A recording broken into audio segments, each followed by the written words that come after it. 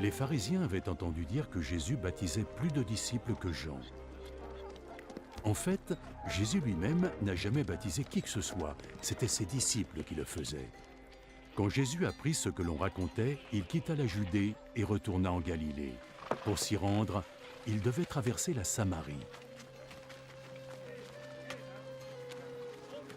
En Samarie, il arriva dans une ville appelée Sychar, non loin du terrain que Jacob avait donné à son fils Joseph.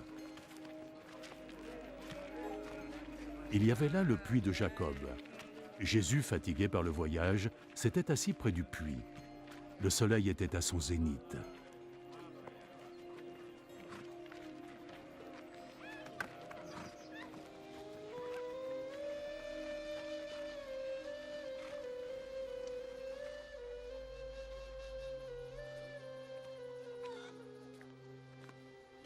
Arriva alors une femme, une Samaritaine, qui venait puiser de l'eau.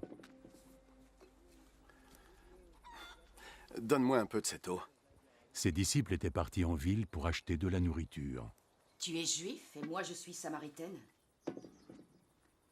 Comment oses-tu me demander de l'eau? Les Juifs n'utilisaient pas les mêmes coupes ou les mêmes bols que les Samaritains. Si seulement tu savais ce que Dieu donne, et qui est celui qui te demande à boire, tu le lui aurais demandé. Et il t'aurait donné de l'eau vive.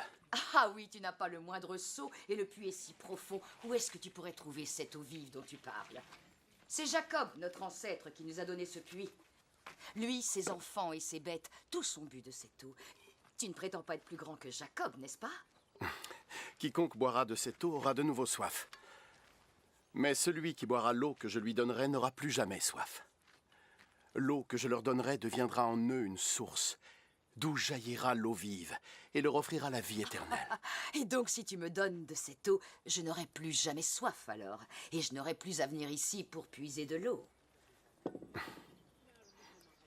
Va, appelle ton mari et reviens. Je n'ai pas de mari. Tu as raison de dire que tu n'as pas de mari. Tu as été marié 5 fois, et l'homme avec qui tu vis maintenant n'est pas vraiment ton mari. Tu m'as dit la vérité. Je vois, alors tu es un prophète. Mes ancêtres samaritains ont adoré Dieu sur cette montagne. Mais vous, les Juifs, vous dites que Jérusalem est le lieu où nous devrions adorer Dieu. Crois-moi, femme. Le temps viendra où les gens n'auront plus à aller adorer le Père sur cette montagne ou à Jérusalem. Vous, Samaritains, connaissez mal celui que vous adorez. Nous, les Juifs, nous connaissons notre Dieu parce que nous savons que le salut vient des Juifs. Mais le temps vient. Et il est déjà là.